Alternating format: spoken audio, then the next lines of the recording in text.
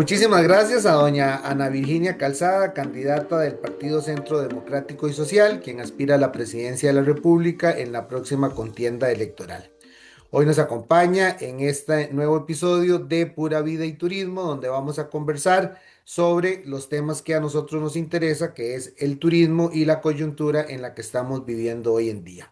Doña Virginia, tal vez para entrar un poquito en calor, un par de preguntillas por ahí. ¿Prefiere usted vacacionar en la montaña o en la playa? Bueno, primero que nada, buenos días y muchas gracias por el espacio. Yo siempre he dicho que estos espacios son espacios democráticos y es parte de mi ser el conversar, el dialogar. Prefiero la montaña. Genial. Qué interesante. Todo el mundo prefiere la montaña y las playas siempre están llenas para Semana Santa, Sí, ¿verdad? sí. ¿Caribe o Pacífico? Ambos, pero a ver, me gusta mucho el Atlántico, el Caribe, por su naturaleza, porque lo siento como más, a mí la cultura africana me gusta muchísimo, muchísimo. Ujú.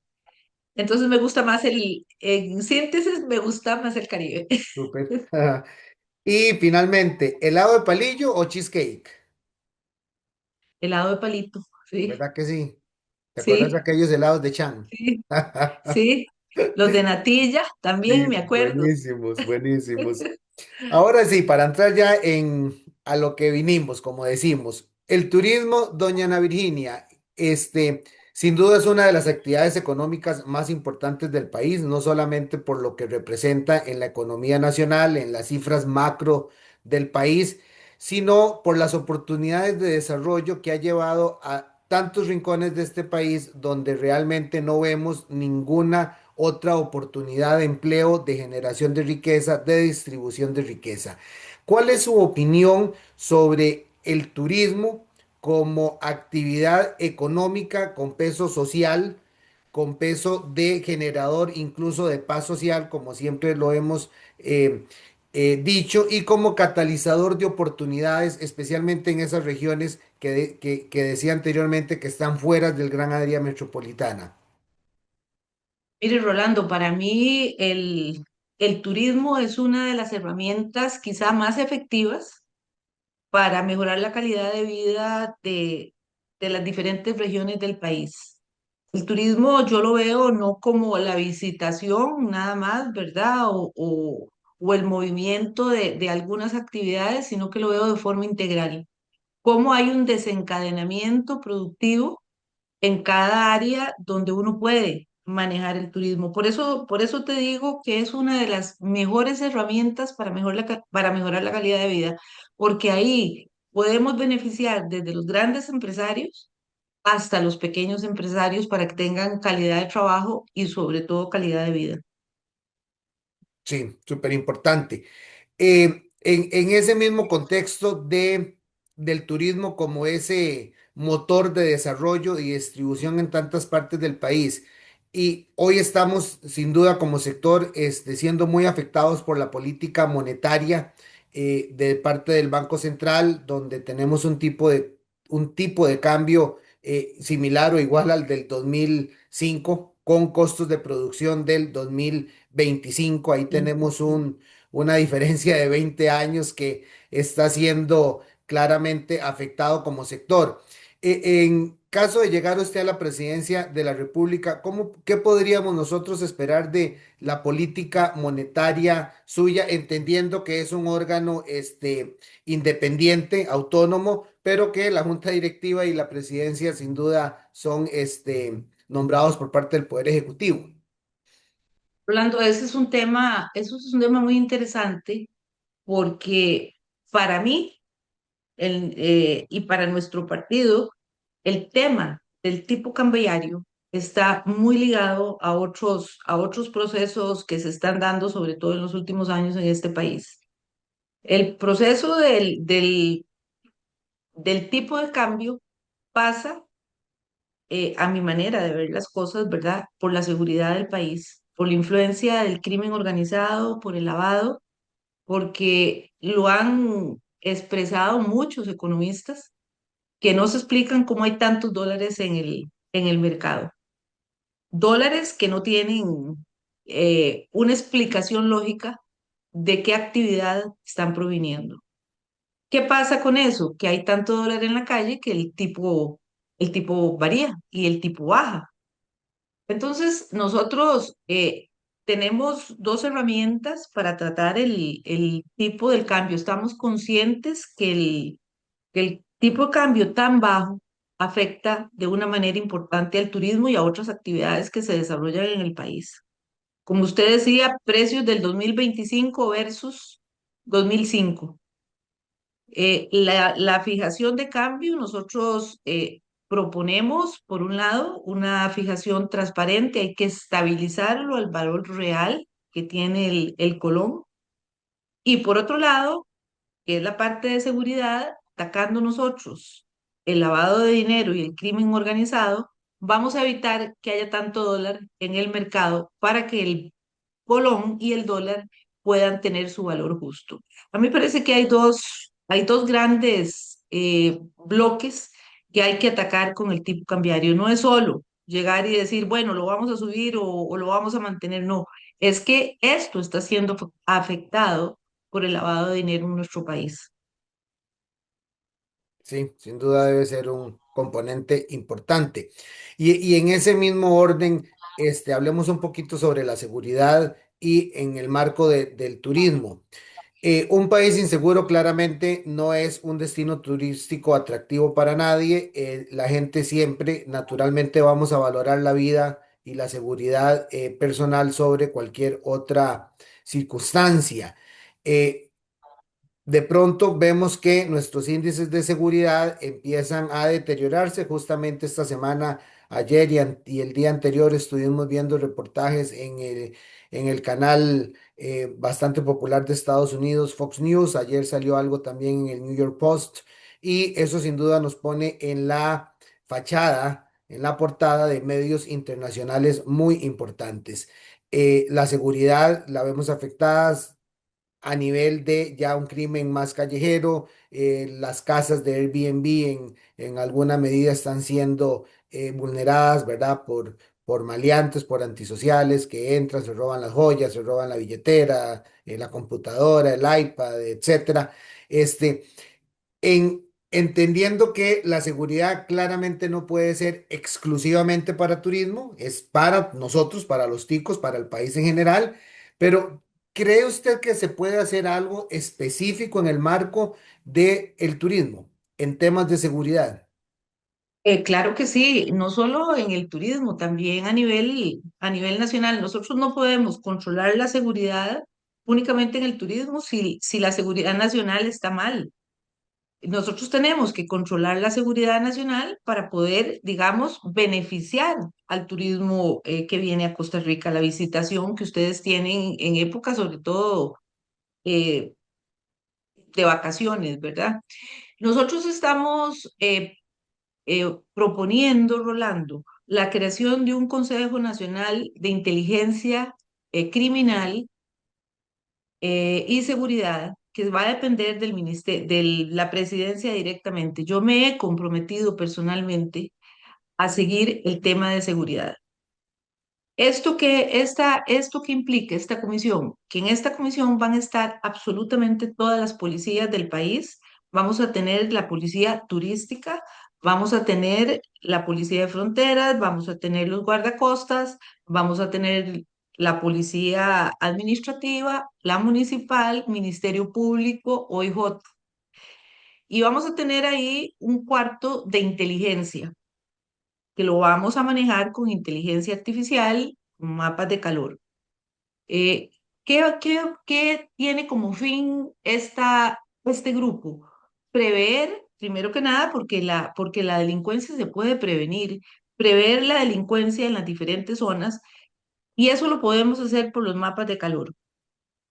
Con inteligencia nosotros podemos prever cómo se va moviendo el crimen organizado y la criminalidad común, porque la gente habla mucho ahora del crimen organizado o del narcotráfico, pero se les está olvidando que la criminalidad común, la que antes no teníamos ya, de que se meten a las casas, que te roban el carro, que te asaltan para robarte el teléfono, está volviendo a crecer.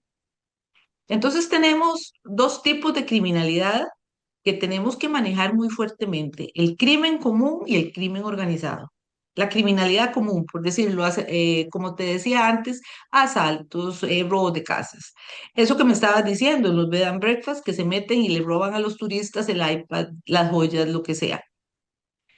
Entonces, desde ese centro, nosotros vamos a manejar el tema de la inteligencia policial, las medidas que deben tomarse a nivel nacional y cada policía va a ejecutar lo que ahí se decida. Ahora, eso necesita también un músculo que ejecute y para eso tenemos las policías, la policía administrativa y la policía turística. ¿Qué vamos a hacer con la policía represiva, que no es la investigativa como lo es el organismo de investigación judicial? La vamos a poner en la calle, Rolando. La policía debe estar en la calle cuidando a la gente, en los barrios. Vamos a proponer que se le quiten los impuestos, por ejemplo, a todo lo que tenga que ver con sistemas de seguridad para que la gente pueda comprar eso y nos ayude a través de la interconectividad que vamos a tener para que la policía pueda darle seguimiento a las diferentes zonas de su comunidad. Así nosotros vamos a cuidar los barrios, a cuidar el turismo. Y como le digo, a través del Centro de Inteligencia Nacional vamos a poder controlar y vamos a poder prevenir y se van a tomar las medidas de seguridad necesarias para poder combatir ambas criminalidades. Ahora, tenemos también el tema de los recursos. El, yo he venido en mi campaña electoral con un mensaje que es llegó la ley. ¿Qué significa llegó la ley? Que vamos a cumplir con lo que la ley ha establecido. Figúrese usted que, por ejemplo, solo por darle un ejemplo, el impuesto a las sociedades que se paga todos los marzos, ese impuesto es para la policía. Entonces, ¿qué vamos a hacer nosotros? Le vamos a dar ese impuesto a la policía porque actualmente no se le está dando, a pesar de que la ley dice que lo que se recoja ahí va para las policías. Con esto, ¿qué vamos a tener? Mejores vehículos para la policía. Podemos darle capacitación a los policías, vamos a mejorar su condición, podemos ir ampliando poco a poco porque es iluso decir, yo voy a poner 8.000 policías más, es que no se puede. El Estado en este momento tiene una capacidad de sacar 600 policías al año. Entonces, poco a poco tenemos que ir especializando la policía, pero con un programa real para que todas esas condiciones se cumplan y así ir fortaleciendo la seguridad de este país. Nosotros hemos revisado muchísimos del presupuesto nacional y muy pocos impuestos con destino específico están yendo a donde tienen que llegar, sino que entran a la caja única del Estado y ahí los perdemos. Pero en un futuro gobierno mío, nosotros daremos a cada impuesto con destino específico su real destino, como lo dice la ley. Y así poder mejorar también, lógicamente, la seguridad de los turistas y la seguridad de todos los costarricenses. Entendiendo la seguridad como un banco de más de una pata y me queda muy claro la propuesta suya de vigilancia y ya de la acción más coercitiva y punitiva. ¿Y qué pasa? ¿Qué hacemos con la parte preventiva? ¿Qué sé yo? Vamos a ir y vamos a agarrar a 100 maleantes y la materia prima de donde salen esos maleantes, mañana nos llegan otros 100 nuevos. Va a llegar un punto en que claramente no vamos a poder tener a todo el país encarcelado. ¿Qué hacemos para evitar que aparezcan nuevos delincuentes? Esa es una observación muy adecuada, Rolando, porque nosotros nada hacemos con atacar la seguridad, porque la seguridad es la última etapa de algo que está mal en lo inicial, ¿verdad? ¿Y qué es eso que está mal en lo inicial? Que nosotros hemos dejado de dar oportunidades de trabajo. Nosotros no hemos vuelto a invertir en lo social. En este país se descuidó la educación, todo el mundo habla del apagón educativo, pero el apagón educativo tiene caras. Es la cara de muchos jóvenes, de muchos niños que han perdido la posibilidad de estudiar, que han perdido la posibilidad de una capacitación digna para poder llegar a tener un empleo digno. Imagínense que nosotros tenemos, las zonas rurales son las zonas que más pueden dar al turismo.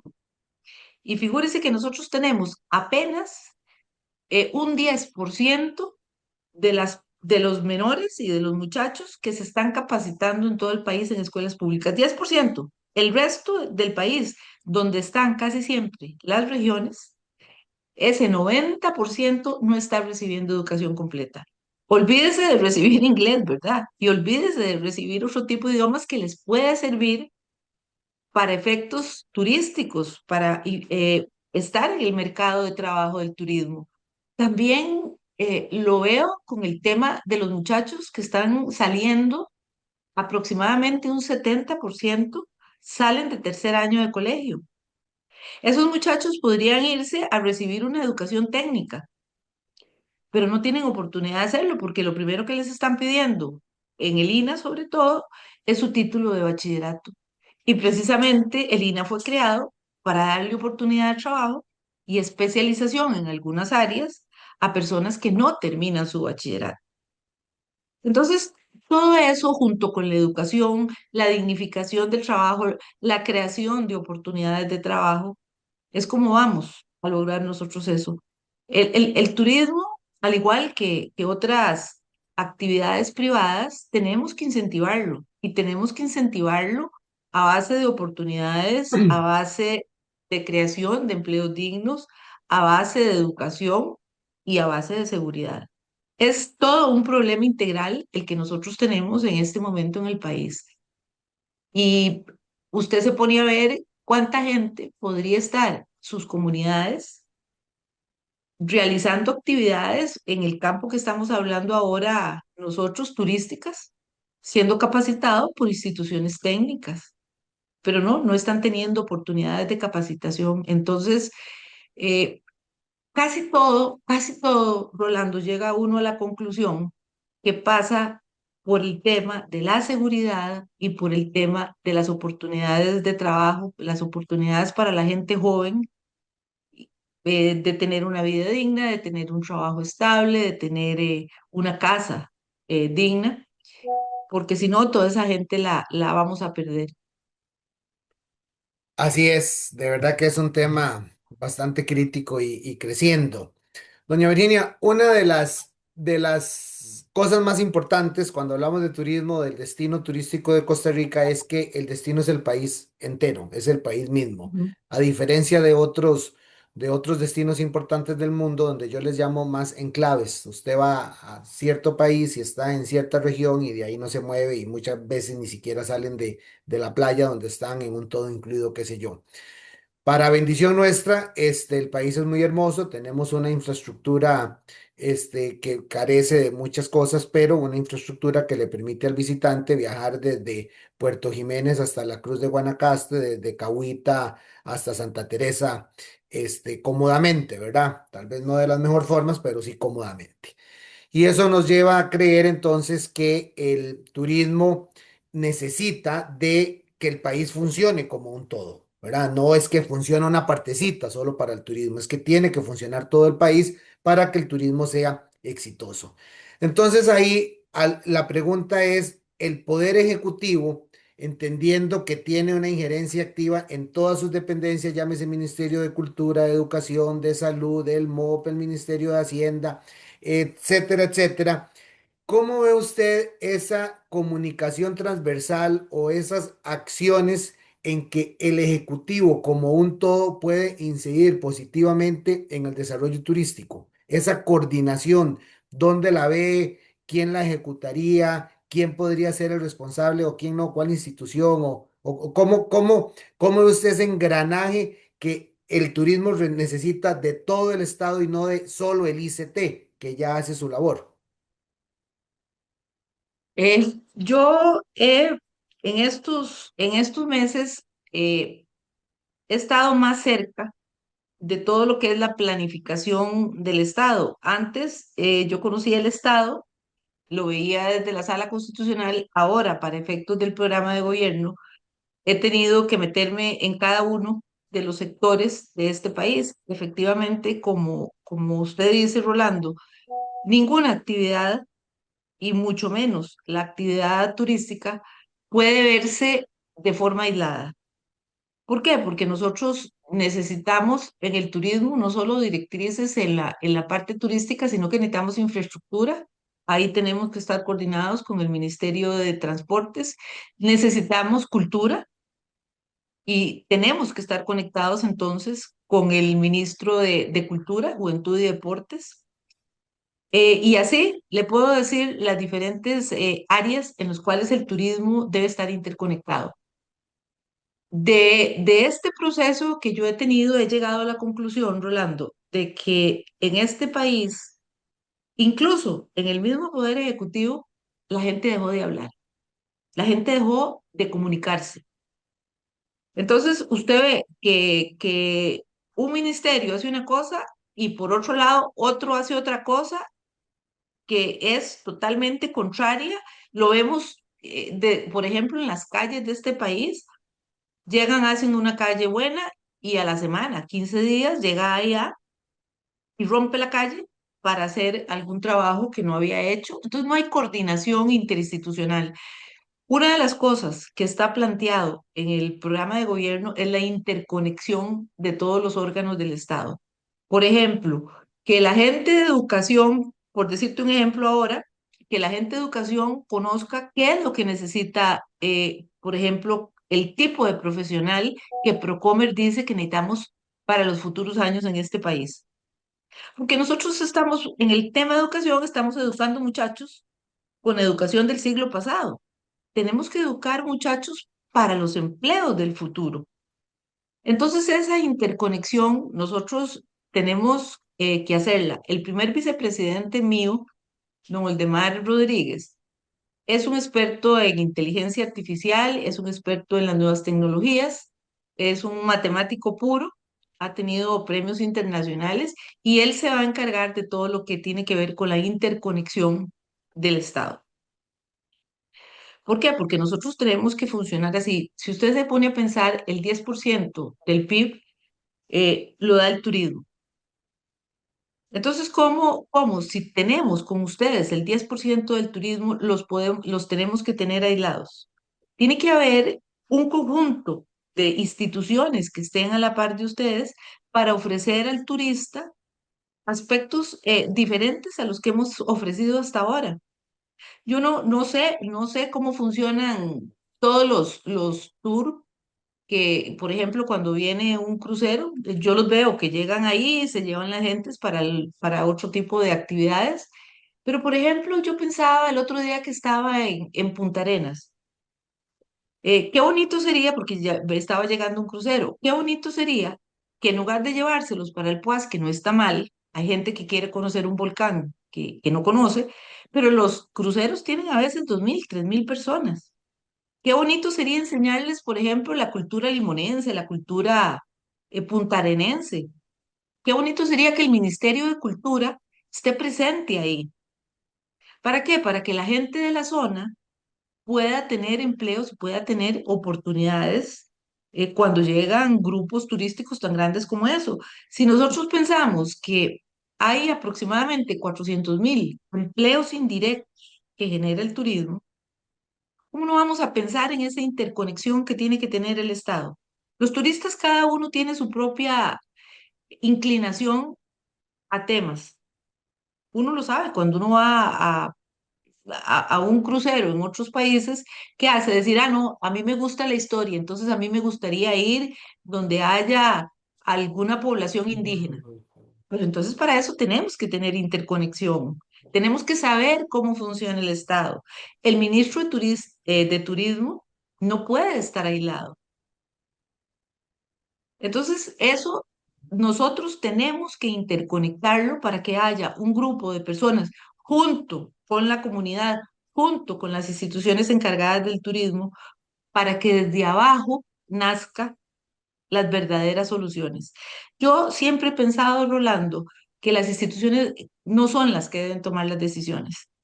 Las instituciones ayudan a la ejecución, pero lo más importante es que la gente que está ahí, que está en la actividad, que está en la región, proponga las soluciones.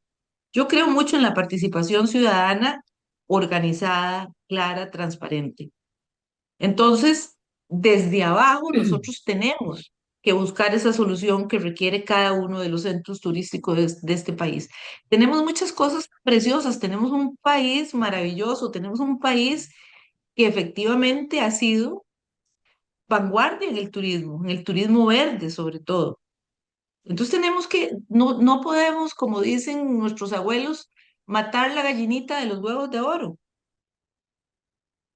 Entonces tenemos que hacer esa unión, tanto de las comunidades como de los grupos organizados de turismo, para que aporten las soluciones reales que debemos tomar para efectos de que el turismo vuelva a ser eh, no el 10% del PIB. A mí me encantaría que fuera mucho más que eso, no solo por el rédito que deja el Estado, tanto desde el punto de vista económico como desde el punto de vista de prestigio internacional, sino porque se solucionarían muchos problemas de las personas que están en las comunidades. Así es, y ese tema de la operación de excursiones de cruceros desde Punta Arenas es riquísimo, desde ahí se operan, hay un tour muy bonito a Esparza, al Parque de Esparza, a Carara, el río Tárcoles, Monteverde, San Ramón, o sea, esa es la belleza de nuestro país, ¿verdad? Que desde un Sí. punto se logran alcanzar en menos de una hora, hora y media, lugares que son totalmente diferentes de donde estaba usted hace solo una hora. Otra pregunta que me parece que vale la pena hacerle énfasis. Eh, Está clara la pérdida de competitividad que hoy tiene el sector por dos puntos medulares, que ya los hemos hablado. Desde el Poder Ejecutivo, qué acción concreta cree usted que se puede tomar, siendo usted la presidenta, para devolverle un poco de competitividad al sector?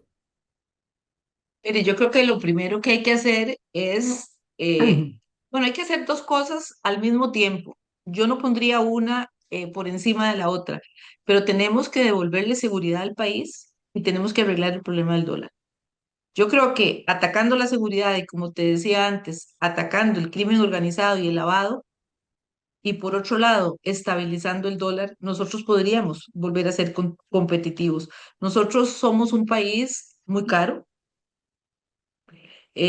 Tenemos costos de producción tal vez un poco más altos que otros países por las cargas sociales, y el tipo de cambio está asfixiando al sector turístico.